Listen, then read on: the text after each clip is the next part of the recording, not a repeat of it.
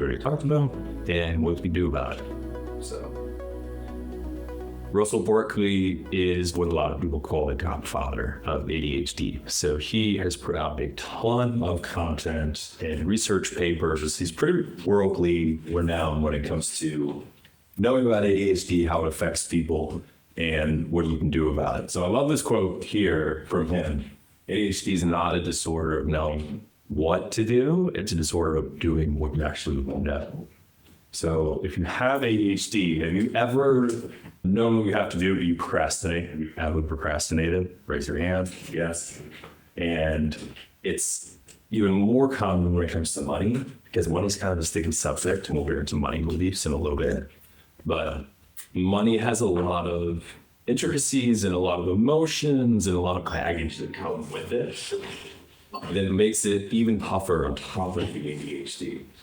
We know we should spend less than we earn when we have ADHD. We know we shouldn't constantly be buying stuff off of Amazon or reading impulse buys every time we go to Target. Well, it's difficult when you don't have a brain. We'll call it like a governor in your mind to help you control those things like a lot of other people do.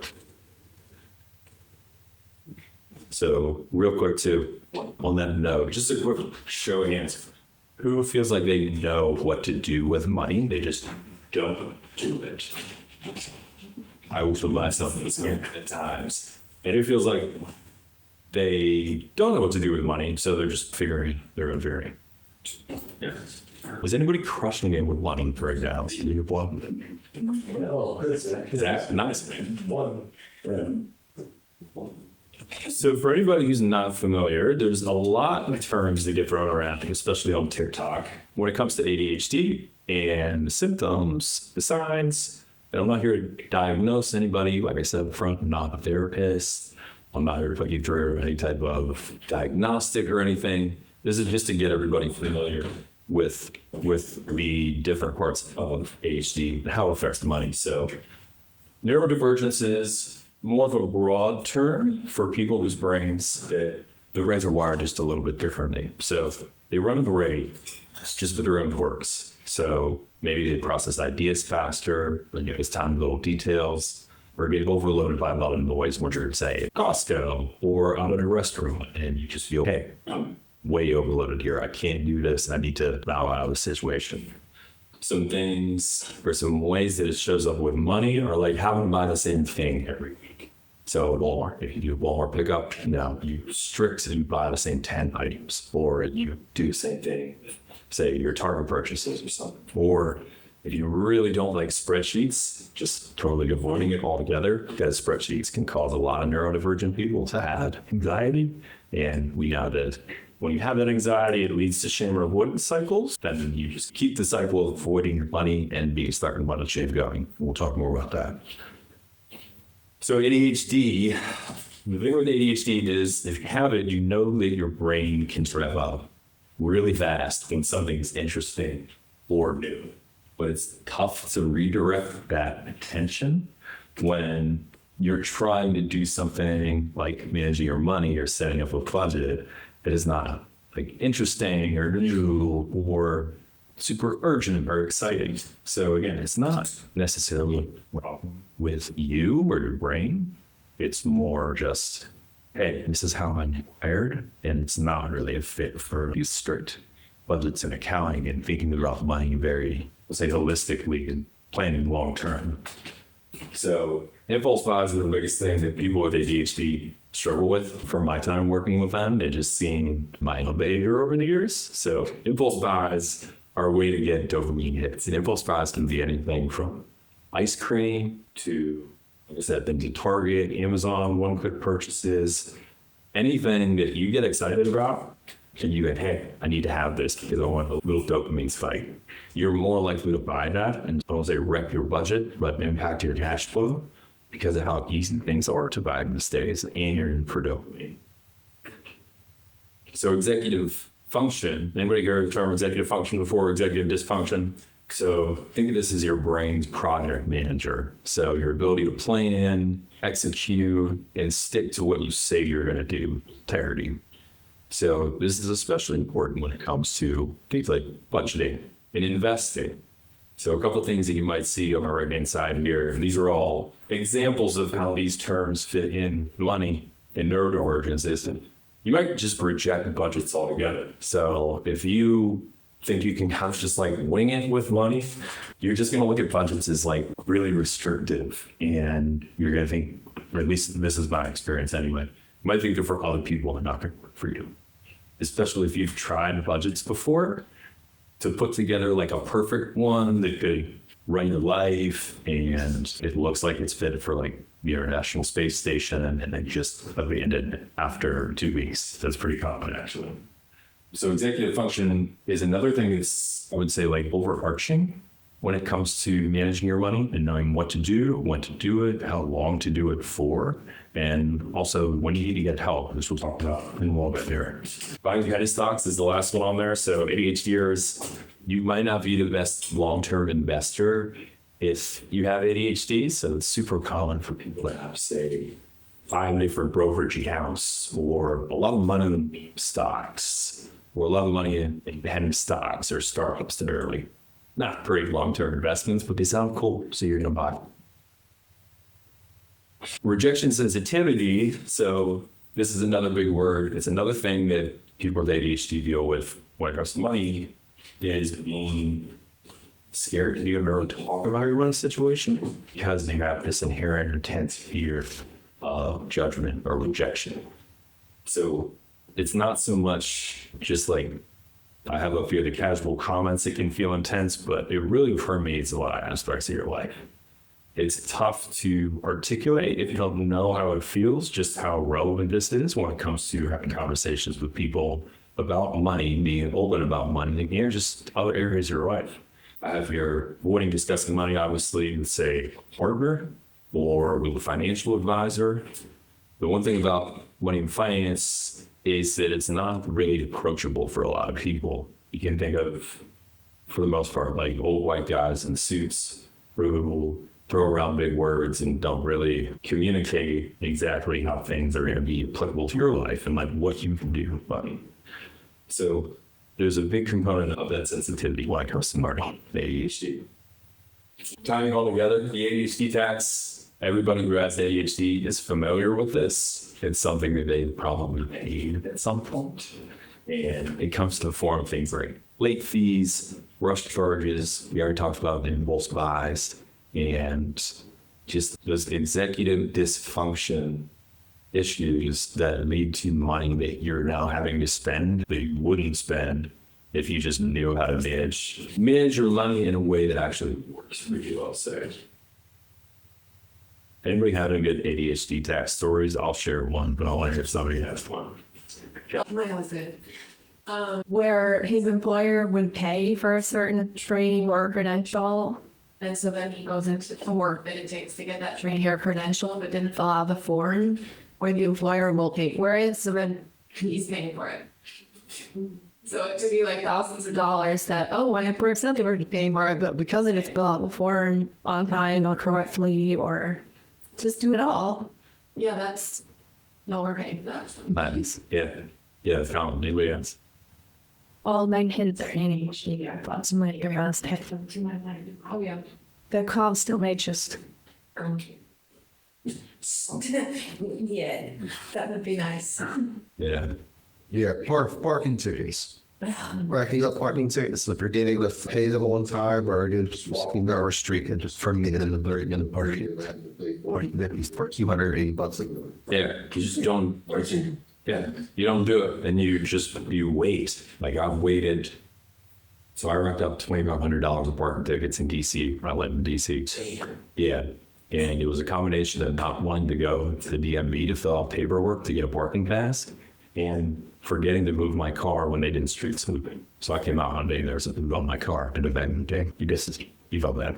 You know, none of us can I include having a list and just trying to stick to it, but take my blower and my wife to Target and just completely impose. Yes. Okay. Yes. That's perfect. I'm involved there actually. So I used to work at a grocery store, and grocery stores are like the best for ADHD, and they're also worse for ADHD. Same thing with Target, because everything is organized to get you to just mindlessly pick at it and take it. So that's probably one of the things you can do, even though digital interfaces are just as bad these days, as you could just do pickups. So you don't have to go into the store where you're not going to be tempted for his impulse buys. Everything is set up for you to buy that stuff. Convenience stores, supermarkets, Target. It's beautiful. It's all colorful. It's fun. You like the packaging and everything. It's really tough to ignore that stuff. Yeah, it's very tough to ignore that stuff. Anybody else? Any good stories? Any tax stories?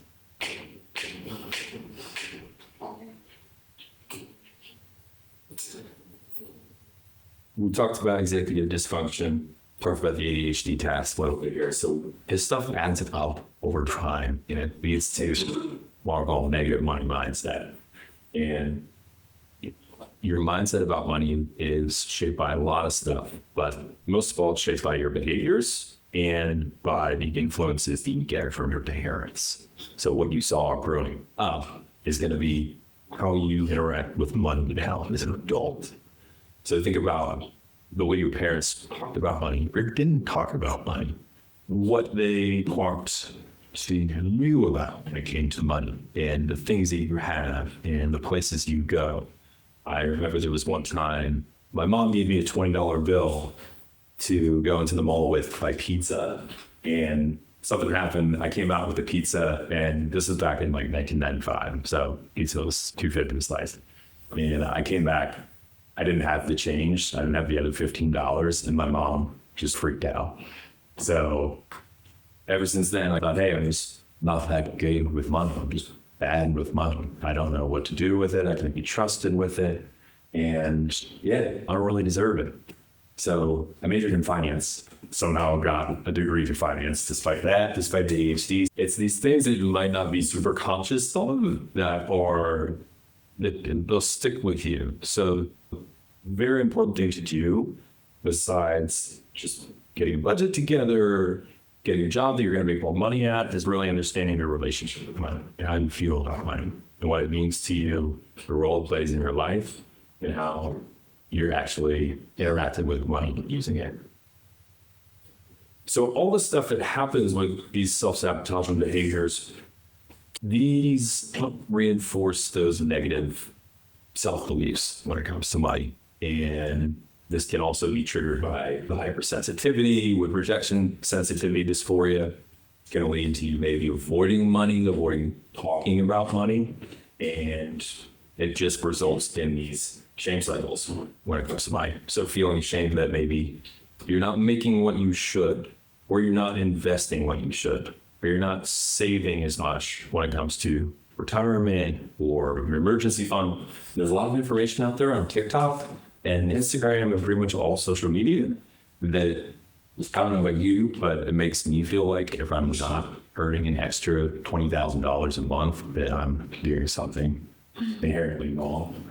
When I'm just trying to stick to a budget, save an emergency fund and invest some for retirement. That's it. It's really tricky to navigate your way out of that. But I don't know, has anybody ever found themselves? I know it's a heavy question, but anybody ever found themselves in that space?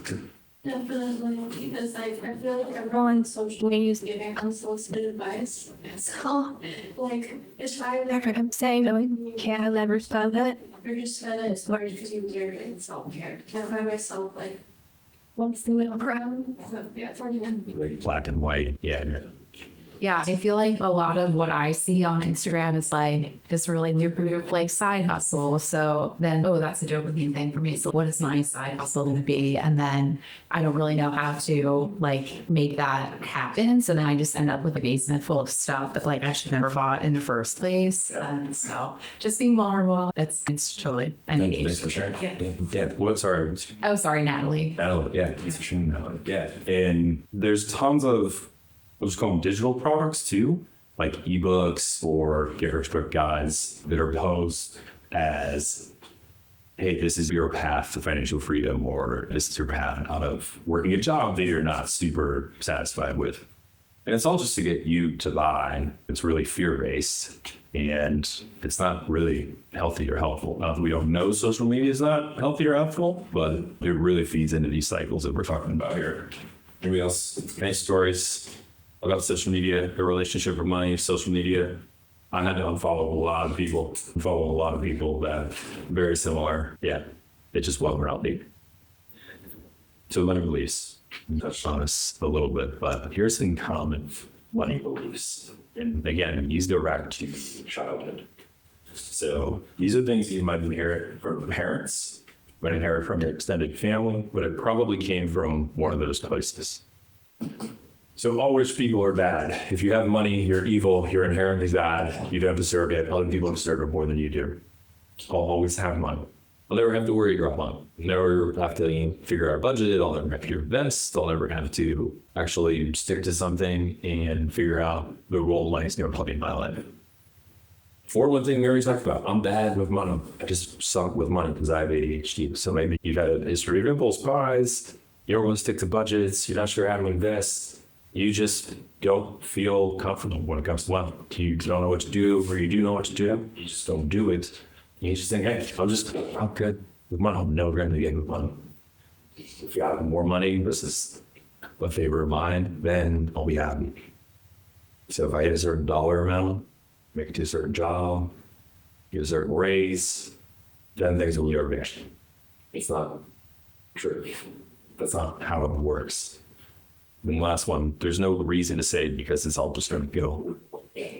So if you're not very good with money, or you struggle with money, you might think, hey, saving is pointless. I'm just not going to do it. So you more, you avoid. Yeah. Has anybody worked on their money beliefs or done something like this before when it comes to beliefs around money? Alexander. We for a long time just income was equal, which just wasn't enough for me. Wow, and that just made everything so much harder. When income reached, then I was able to take positive actions. So it's not understanding is waiting on the treatment like was telling me this one that there wasn't enough coming in to push away at all.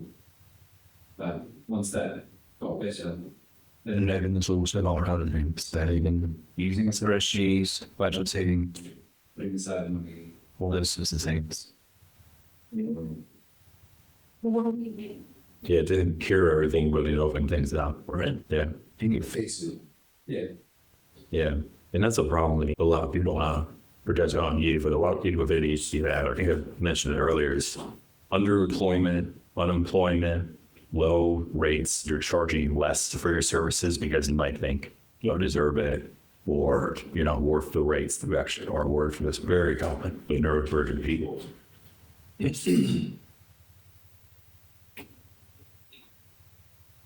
So what can you actually do about it? We've talked a lot about petty stuff here with a lot of shame, a lot of wiring in the brain that kind of makes you feel like you're just going to be bad with money.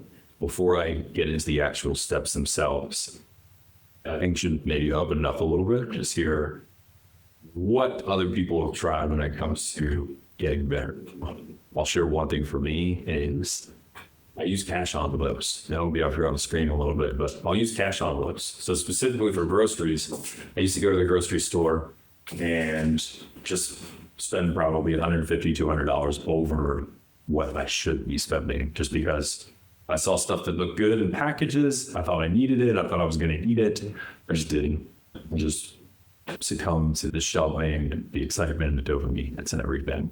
So I use cash envelopes now for the grocery store. And I find this as I go through and I see things that I think I want, I know consciously how much money I have literally in my pocket, and externalizing it like that actually makes it a lot easier to go through the store and not just throw things mindlessly in the cart and then swipe the cart at the checkout. So has anybody tried cash envelopes before? Did anybody try? Yeah. What's your experience with cash envelopes? Either of you guys? Yeah. I'd make a game of it. If it wasn't necessarily specifically for groceries, but I'd take a set amount out for spending that particular week. And then what was left over, I would keep then a cash savings account, and I would look to grow that over time with that kind of gain. use that access for Christian and things like that. It was the aim of that meeting. Give a fund, yeah. Yeah, exactly. Did we start cash envelopes or anything similar that you want to share? We'll talk about. Dr. Barkley has some pretty good tips for managing money. And if you're interested in how to actually do these things, I'm going to send out a resource afterwards for you to check out. You look at them and internalize. You don't have to do it all in once, which is common for people with ADHD. But automate everything. Automate your bill payments. Have minimum payments set up for your credit cards. There's no reason to take interest if you have your automated payments set up and you are a little bit familiar with your billing cycle and how much money needs to be applied to your savings. Automation is really key because our working memory with ADHD is not, and we talked about executive function, our working memory is not a strength if you have ADHD. So working memory is everything from remembering to do something, remembering a deadline that's coming up, or a conversation that you might have had yesterday about money. It's vital if you have ADHD to automate everything that you can. That's from savings to bill pay to investing, as much as you can. Automate. Putting speed bumps in front of stuff. So maybe you have Apple Pay set up on your phone, Apple Pay, one touch payment on Amazon. If you have that stuff, it makes it really easy to use to buy. Whether it's something on Instagram, Amazon. It's so easy to like part with your money now that it's just normal now to just pay with Apple Pay for stuff that if you did cash envelopes or if you bought in person, you might think twice about and you might actually not travel by. And the open act rule, so this is when a bill comes in, instead of ignoring it, commit yourself to actually just addressing it right then and there. So you get an email or you get a bill in the mail, don't just stash it away on a chair, throw it in a drawer somewhere. ADHD people need things to be visualized. So these things have to be either front and center on, say, a big board, I don't say, but in front of your computer where you're going to see it every time you go to your computer. And yeah, it's just, what happens is you'll procrastinate, forget about it, late fees will stack up. Speaking from experience here. And that just feeds the cycle we talked about earlier. You need micro rewards. So with cash envelopes or with, say, if you take 10 minutes and update your budget, then you reward yourself with a donut, or you get to watch 20 minutes of your favorite show, or play a half-hour video or something.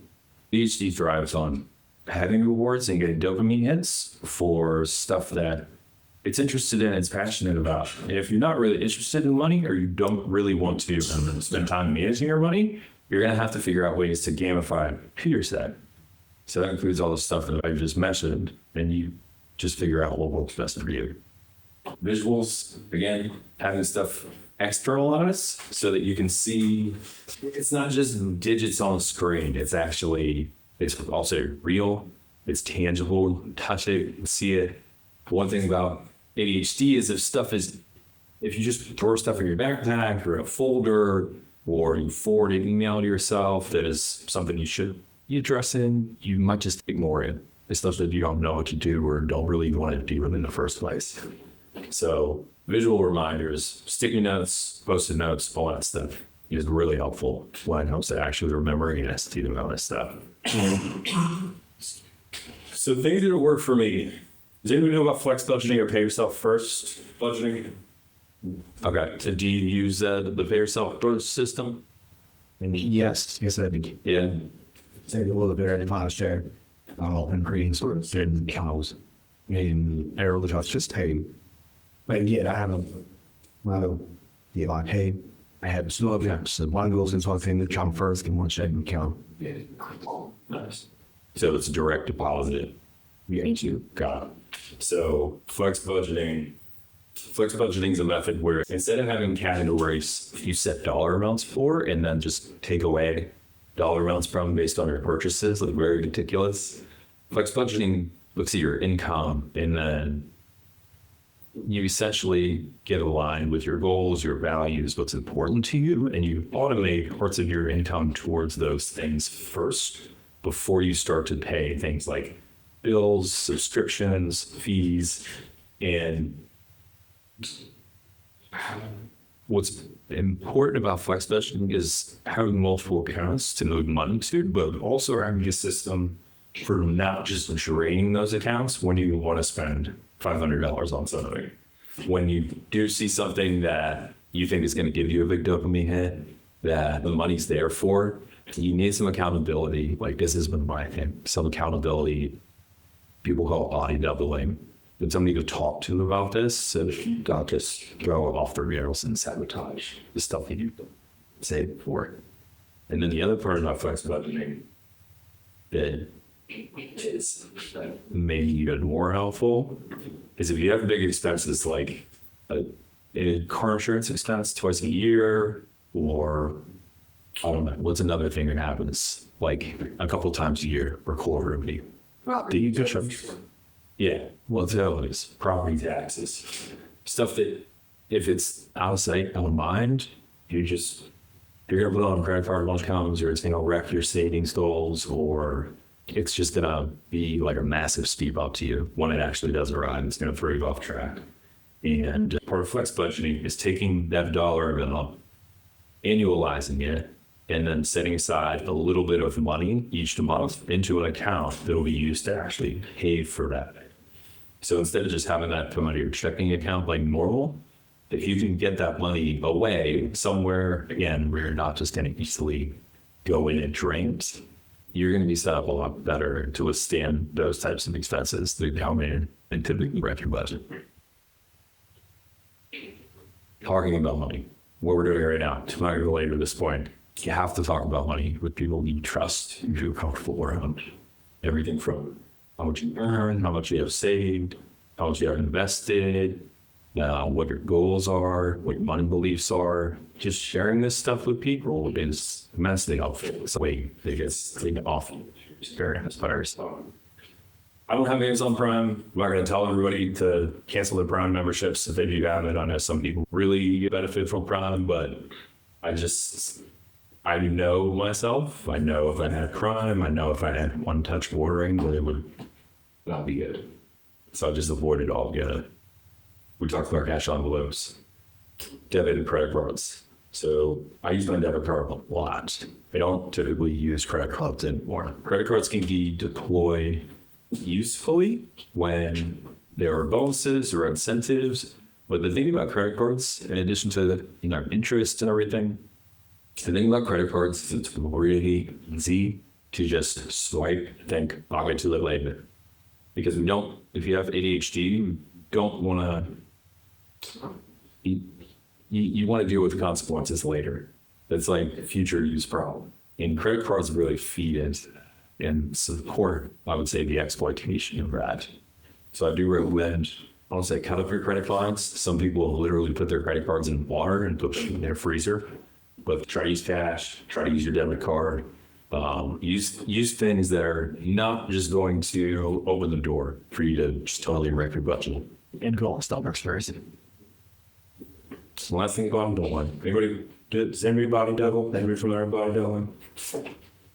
So who wants to say body doubling and share their experience? I may be doing it wrong because I don't make ADHD. I'm just trying to help others. I just sit when I was bed while she thinks around. Like she was maybe her does something different in her brain, and so she'll actually get it done if I was there. Sometimes she just wants me there while she's doing her work. She just wants somebody to be with her. And we might be chatting, and we might be chatting around the things she's doing, or we might be just talking about something different. I don't know if that's correct, but that's what she needs and works. That's it. I'm not doing it for her. I'm just there. Yeah. It's very low effort. People charge money for that. Kelly usually charge her. Yeah. People charge money for that. There are companies and programs out there that literally just provide services where everybody gets on a Zoom call. You don't need to know everybody. Share what you're going to work on, and then they play music and you just work on it. It's pretty cool. Yeah. Make money on it. It's great. Can two people become ADHD on a level body level for each other? Or do you think that one works? There's like a no, I won't. Yeah. So I've tried that, and if one of you's really disciplined or dive in on what you're gonna do, it might work. But if you're both just there to feed each other's ideas, like share stuff, like that's yeah. So I think it could help because my best friend also has ADHD and like she's raising 2 kids. So like we have very different lifestyles right now. But if we were to say, okay, I'm going to work on X, not at the same time. And I live here in Hartford and she lives elsewhere, but just knowing that she's doing what she's supposed to be doing because it's like a virtual or distance. I don't know. I think it has something to do with accountability. It could work, but if we were in the same room together trying to get things done, we would make a cocktail and sit on the couch. I think in that way, yeah, it's fun, but it's not productive. You gotta figure out what works for you. Yeah. And anybody else try body up? Don't do body up story. It is one of my favorite things to do when it comes to just productivity in general. That's why we're at work. I would say it's always.